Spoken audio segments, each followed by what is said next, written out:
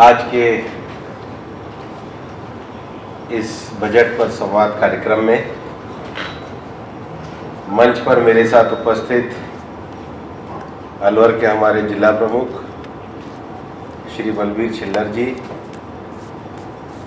हमारे जिला के कलेक्टर महोदय, एसपी महोदय,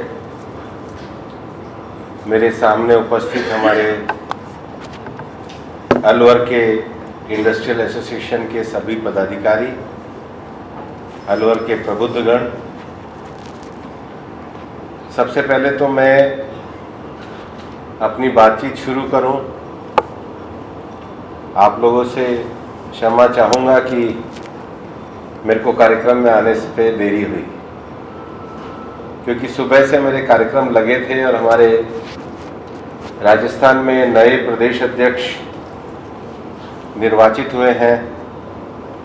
उनका आज शपथ ग्रहण, पदभार ग्रहण था, लेकिन जिस हेलीकॉप्टर से मुझे जाना था वो आ नहीं पाया। उसके कारण लगभग 2-2.5 घंटे मेरे सारे कार्यक्रम विलंब से हुए।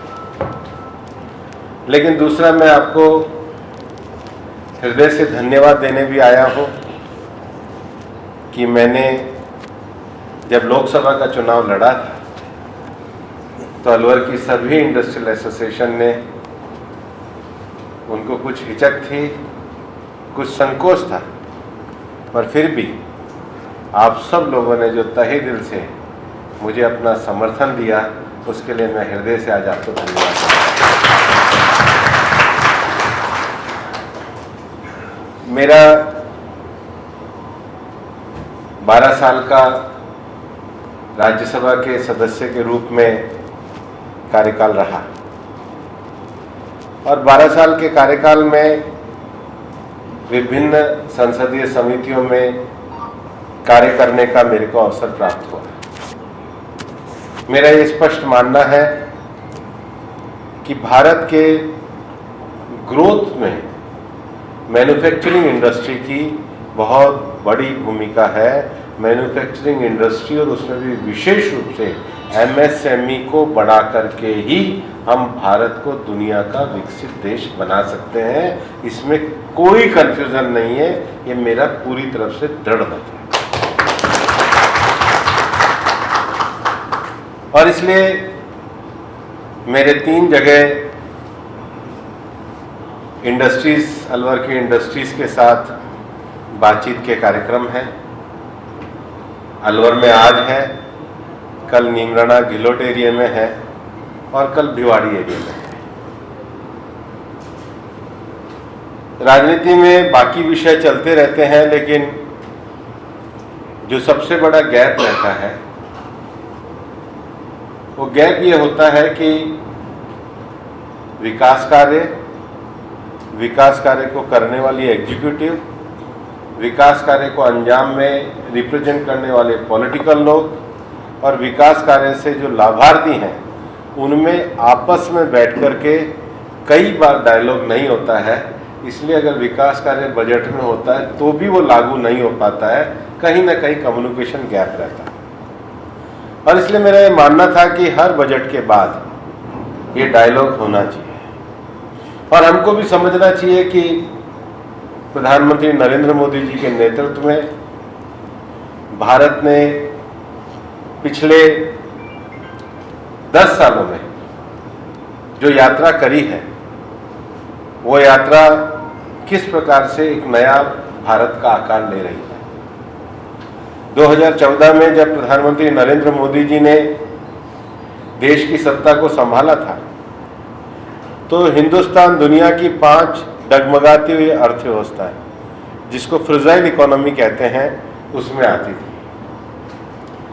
देश के बैंक बहुत बड़े संकट में थे। देश में जो इंडस्ट्रीज लगी हुई थी उनको ईज आउट होने का मौका नहीं था। हमारे यहाँ प्रोसीजर इतने लंबे थे कि उन प्रोसीजर से निकलने का रास्ता नहीं था। और पिछले 10 सालों में जो भी रिफॉर्म हुए, लेजिस्लेटिव रिफॉर्म में जिस प्रकार से हम इंसॉल्वेंसी और बैंकरप्सी लॉ लेकर के आए, जिस प्रकार से हम लोगों ने आईबीसी को लाने के बाद DRT और सरफेसी लॉ में सुधार किया, NCLT और NCLT का एक नया इंफ्रास्ट्रक्चर को खड़ा किया, बैंकों को हमने मजबूत करने का काम किया और प्रोसीजर सेक्टर में हम लोगों ने जो रिफॉर्म किया उसका परिणाम है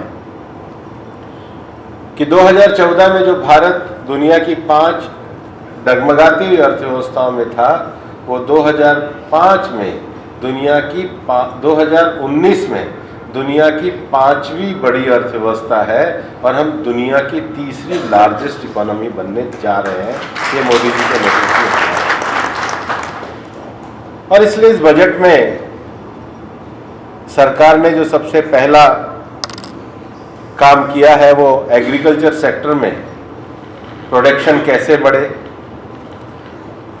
दूसरा मैन्युफैक्चरिंग सेक्टर और देश में रोजगार बढ़ाने के लिए सरकार ने स्किल को बढ़ाने के लिए और रोजगार को बढ़ाने के लिए नए विषयों पर ध्यान दिया है। लेकिन इसके साथ ही हमारे यहाँ अमीरी और गरीबी का फासला न बढ़े, इसलिए सरकार ने सोशल जस्टिस और इंक्लूसिव ग्रोथ पर बजट में ध्यान दिया है। देश में जो एक बड़ा विकास का मार्ग है वो सर्विस इंडस्ट्री है।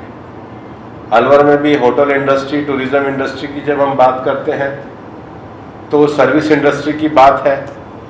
और इस सारी ग्रोथ को करते हुए दुनिया में जो पर्यावरण संकट है, कल को एक बड़ा विषय आएगा ग्रीन ग्रोथ का, और इसलिए हम रिन्यूएबल पे किस प्रकार से आगे जाएं, हमारे इंफ्रास्ट्रक्चर कैसे हों, हम नए रिसर्च कैसे करें और न्यू जनरेशन के हिसाब से रिफॉर्म्स कैसे करें, उसको लेकर के बजट बनाया गया है। और इसलिए मैं कुछ विषय आपके सामने आज रखना चाहता हूं और मैं ये चाहता हूं कि अलवर के हमारे इंडस्ट्री के लोग कम से कम इस विषय पे चर्चा करके, मैं एडमिनिस्ट्रेशन के भी लोग बैठे हैं, उनमें से कौन सी योजनाएं हम ला सकते हैं जो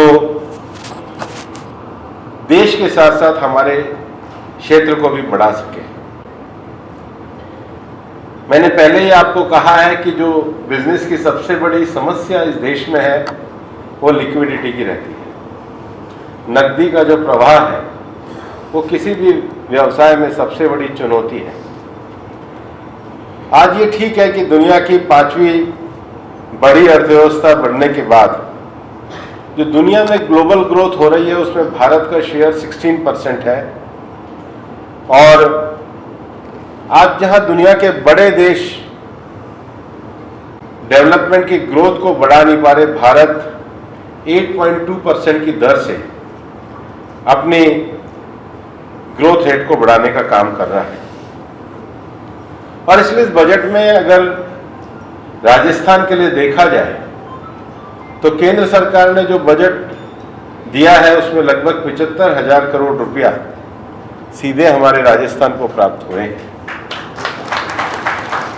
लेकिन हमारे जो MSME में जो एक बड़ी समस्या है नकदी के प्रवाह की, उसको लेकर के अगर हम MSME का विकास भी करना चाहते हैं तो 2 चीजें MSME के लिए बहुत जरूरी है। पहला, उनका ग्लोबल प्रेजेंस, मार्केट अगर ढूंढना है, डिजिटली मार्केट ढूंढना है तो उनका ग्लोबल प्रेजेंस कैसे हो। लेकिन ग्लोबल प्रेजेंस तब बन सकता है जब ग्लोबल कॉम्पिटिटिवनेस होगी। हम कम से कम चाइना के उसके मुकाबले में खड़े कैसे होंगे, तभी तो हम प्रेजेंस को खड़ा कर पाएंगे। और इसलिए पहली बार हिंदुस्तान के बजट में एक बड़ा विषय जो केंद्र सरकार के द्वारा रखा गया है कि अगर आप इंडस्ट्री लगाने के लिए, MSME इंडस्ट्री लगाने के लिए मशीनरी को लेकर के, आपके जो उपकरण हैं, इंस्ट्रूमेंट जो आपके बिजनेस के हैं, उसके खरीदने को लेकर के सरकार ने सेल्फ फाइनेंसिंग गारंटी के तहत 100 करोड़ रुपए तक की गारंटी देने का काम ये MSME के लिए किया है। ये बहुत बड़ा काम केंद्र सरकार ने कर दिया।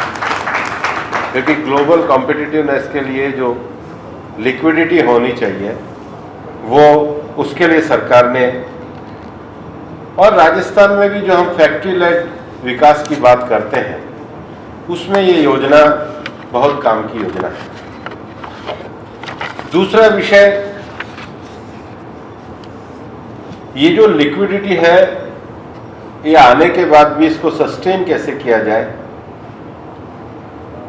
और इसलिए केवल बाहरी आकलन नहीं करना चाहिए क्रेडिट देते समय, उनके आकलन के लिए घरेलू क्षमता का निर्माण और एसेट और टर्नओवर के जो मापदंड होते हैं उसमें भी सरकार ने इस बार बजट में कहा है कि हम उसमें गुणात्मक सुधार करने का काम करेंगे ताकि उनकी कैपेबिलिटीज को बढ़ाई जाए। हमारा ये जो अलवर का क्षेत्र है, विशेष रूप से बोलने को मैं बहुत सारे विषय बोल सकता हूं, लेकिन ऑयल सीड के उत्पादन में हमारा जो अलवर का एग्रीकल्चर सेक्टर है ये महत्वपूर्ण है। सरसों तो यहाँ बहुत होती है, और इस समय देश को केवल हम पेट्रोल के लिए ऑयल नहीं मंगाते, हमारे देश की जो निर्भरता है ऑयल में वो फूड ऑयल की भी बहुत ज़्यादा है। इसलिए जो मैंने पहला कहा था कि एग्रीकल्चर सेक्टर को बढ़ाने के साथ साथ हमारे यहाँ इस बार पूरे बजट में जो स्कीम केंद्र सरकार में प्रधानमंत्री नरेंद्र मोदी जी ने जो करी है उसमें सरसों, तिल और सोयाबीन जैसे सीड्स में आत्मनिर्भरता को बढ़ाने का काम होगा। और सबसे बड़ी बात है जो सरकार की नीतियां हैं, मेरे को लगता है कि छोटे भी ऑयल उत्पादन करने वाले जो लोग हैं उनके लिए रॉ मटेरियल किस प्रकार से सस्ता बने, आपके भी उसमें सुझाव है, लेकिन बजट में भी इस विषय को बढ़ावा किया है।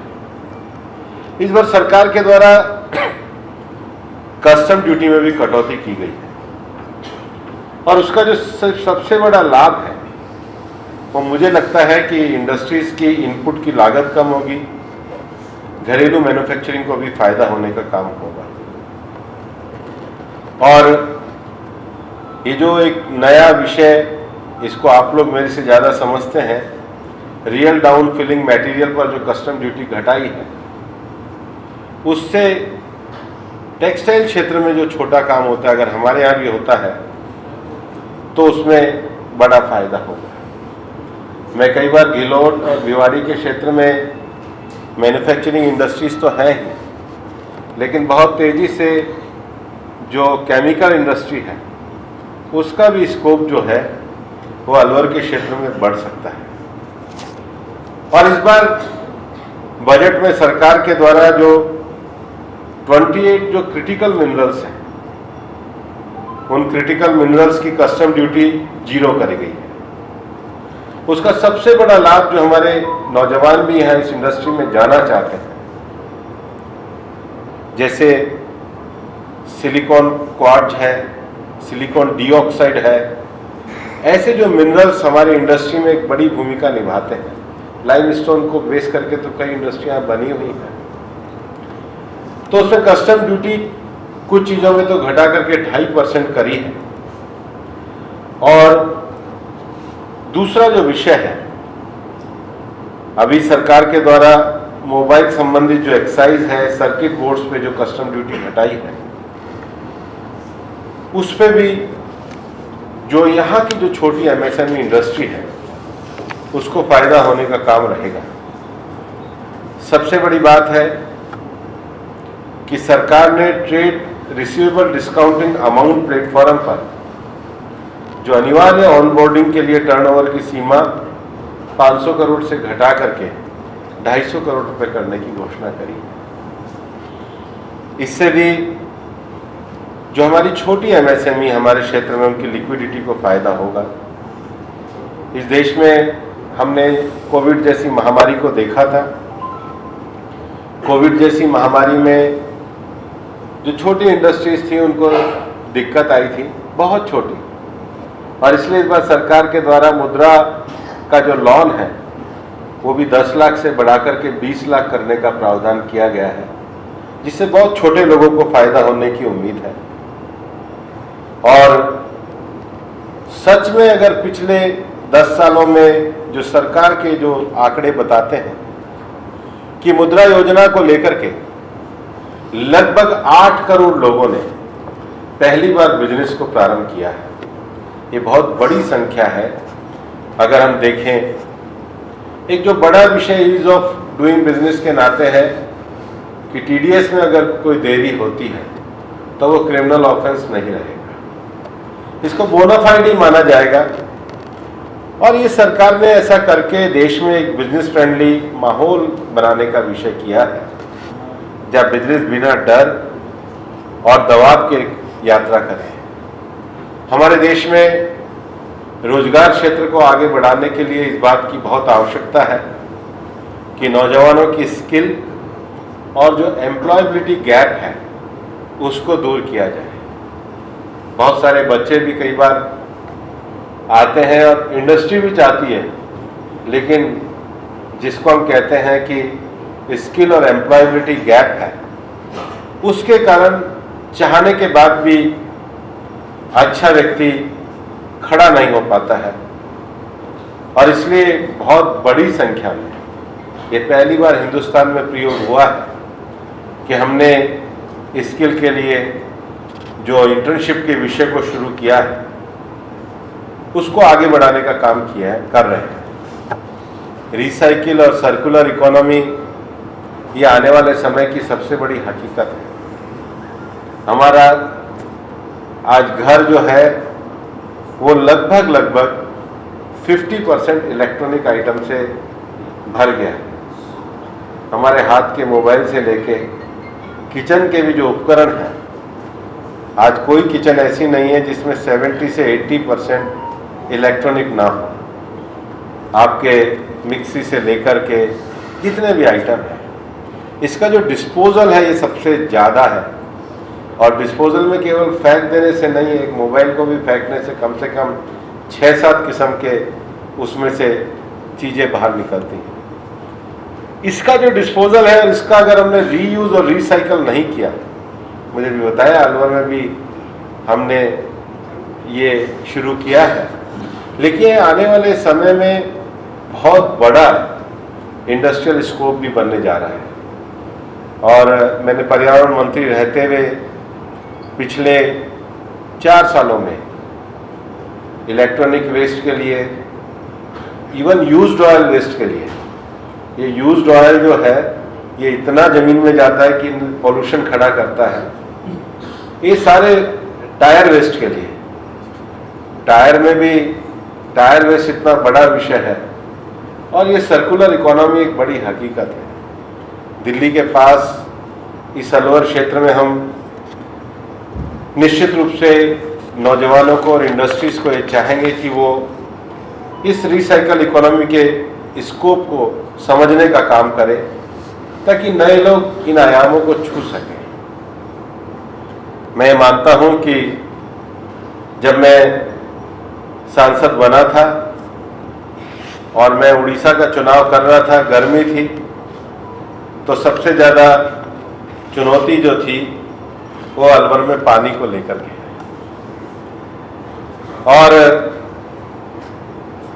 सरकार ने मध्य प्रदेश से ERCP योजना करी और ओरिजिनल DPR में हमारा अलवर का क्षेत्र कम था, लेकिन मैं माननीय मुख्यमंत्री जी को धन्यवाद देना चाहता हूं कि उन्होंने हमारी बात को स्वीकार किया और अलवर, भरतपुर के साथ कोटपुतली, बहरोड और खैरथल को भी पेयजल के क्षेत्र में शामिल करते हुए 5,374 करोड़ रुपए की योजना को स्वीकृत कराने का काम किया।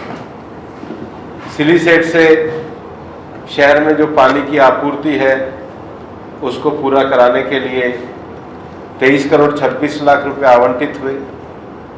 फिर भी हर विधानसभा में 20 हैंडपंप और 10 ट्यूबवेल का प्रावधान भी इस सरकार के द्वारा किया गया। अलवर, भानखेड़ा, अलवर नहर में सुधार के लिए 500 करोड़ रुपए आवंटित हुए और डुमरी बांध से अलवर जलाशय के लिए भी 9,700 करोड़ रुपए का आवंटन इसमें हुआ है। ये जो जल आपूर्ति योजनाएं हैं, इसके साथ ही साथ राजस्थान सरकार के द्वारा जो कैपेक्स बढ़ाया गया है और ग्रामीण इंफ्रास्ट्रक्चर के लिए भी काफ़ी राशि देने का प्रावधान किया है। और मेरा ये विश्वास है कि अभी जो बजट आया है इसमें पानी और सड़क के अलावा भी अगर देखें तो अकेले अलवर में 55 करोड़ से ज़्यादा सड़क के कार्य, बिजली समस्याओं को हल करने के लिए 220 किलोवाट के जीएसएस के निर्माण कार्य को भी प्रारंभ करने का काम बजट में किया गया है। मैं आपको ये भी कहना चाहता हूँ कि अलवर में अभी हमारे एसटीपी के लिए उसको और आगे बढ़ाने के लिए विषय चल रहा है। पानी के बाद जो मैं खुद मानता हूँ कि सफाई अलवर की एक बड़ी चुनौती बनी हुई है, और मैं चाहता हूँ कि इसमें मैं बाकी लोगों से भी विषय को आगे बढ़ा रहा हूँ, लेकिन हमें निश्चित रूप से सभी नागरिक संगठनों को मिलकर के भी अलवर के इस विषय को आगे बढ़ाने का काम करना होगा। एक बड़ा विषय सरिस्का का विषय है। सरिस्का के पास माइनिंग का विषय है और हम लोगों ने, सरकार ने इसको रिप्रेजेंट भी किया है और मामला न्यायालय में है। हम सीईसी की रिपोर्ट सबमिट भी हुई है। एक बार न्यायालय में आने के बाद मैं मानता हूँ कि उस विषय को तो पूरा किया ही जाएगा, उसके साथ साथ एलिवेटेड रोड के विषय को भी पूरा करके सरिस्का के विकास को आगे बढ़ाया जाएगा। रेलवे में भी जो इनलैंड कंटेनर डिपो है और कार्गो के लिए जो एडिशनल लोडिंग और अनलोडिंग के जो क्षेत्र है उसको बढ़ाने का काम, और रोड को जो जहाँ पर लोडिंग अनलोडिंग है उसको अपग्रेडेशन करने का काम है। अलवर भारत के उन 131 शहरों में है जिसको एनकैप के अंतर्गत पैसा मिलता है, और मेरा तो ये मानना है कि कोई एक अकेला सांसद इस काम को नहीं कर सकता है, लेकिन जन सहयोग की दृष्टि से हम इसके क्लीन सिटी के लिए संघर्ष करेंगे। और प्रधानमंत्री जी के द्वारा जो एक पेड़ माँ के नाम अभियान ये शुरू किया है, इसमें भूरा सिद्ध में कितनी जमीन ली हमने? भूरा सिद्ध में कितना एरिया?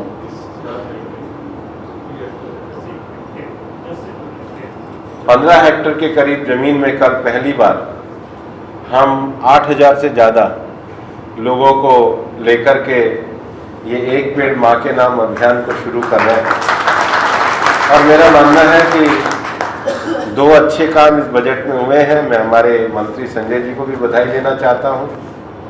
एक अलवर में बायोलॉजिकल पार्क मंजूर हुआ है, एक अलवर में साइंस पार्क मंजूर हुआ है, नगर वन को भी हम आगे बढ़ा रहे हैं और भी क्षेत्रों में आगे बढ़ा रहे हैं। तो ये सारा उद्देश्य हमारा करने का अर्थ है कि क्लीन और ग्रीन अलवर बनना चाहिए। और जो सबसे भविष्य में इंडस्ट्रियल एरिया को बढ़ाने की दृष्टि से बरगढ़ में मालाखेड़ा, नौगांव के क्षेत्र को भी बढ़ाने का विषय है। विशेष रूप से स्किल डेवलपमेंट को लेकर के यहाँ पे पॉलिटेक्निक का विषय आया है, लेकिन सरकारी अस्पताल को भी सुधारने की दृष्टि से संजय जी के अच्छे प्रयास से बच्चों के वार्ड का भी काम हुआ, सरकार के द्वारा दिया गया है। सरकार ने होना चाहिए, सरकार ने विकास के आयाम में उसको शामिल किया है और भर्तृ जी के साथ जगन्नाथ जी का मंदिर और मूसी महारानी की छतरी भी इस विकास के विषय से जोड़ी गई। अलवर में पूरा पीएनजी और सीएनजी का नेटवर्क, सोलर पार्क का डेवलपमेंट, और अभी जो सबसे बड़ी समस्या है वो पावर सप्लाई की समस्या है। मैं आज विशेष रूप से आप सबको इस बात के लिए धन्यवाद देना चाहता हूँ। मैं चाहता हूँ, केवल इंडस्ट्री को नहीं कहना चाहता हूँ, सभी दलों के लोगों को भी कहना चाहता हूँ। राजनीति अपनी जगह है, जो जीतेगा जीत जाएगा, जो हारेगा हार जाएगा, मिलकर के लेकिन सबको काम करना होगा।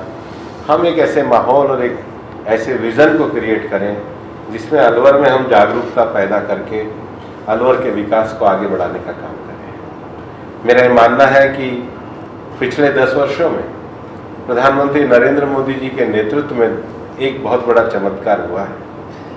वो चमत्कार ये हुआ है कि देश में पॉलिसी को लेकर कंसिस्टेंसी और कंटिन्यूटी बनी है, और इसलिए 10 साल के बाद ये जो 11वें साल का बजट है, ये केवल जो सरकार ने पिछले 10 सालों में जो बेसिक बुनियादी चीज़ें थीं उससे आगे बढ़कर के अब विकसित भारत की आकांक्षाओं को कृषि क्षेत्र में, स्किल डेवलपमेंट में, इंक्लूसिव ग्रोथ में, मैन्युफैक्चरिंग में, अर्बन डेवलपमेंट में, ऊर्जा संरक्षण में, इंफ्रास्ट्रक्चर में, अनुसंधान में और नई पीढ़ी की सुधार की दृष्टि से बड़े काम किए हैं, और इसलिए इन सब बड़े कामों में हम मिलकर के साथ चलें और अपने अलवर के विकास करने का काम करें। यही मेरी आप लोगों के साथ सहयोग की अपेक्षा है। बहुत बहुत धन्यवाद।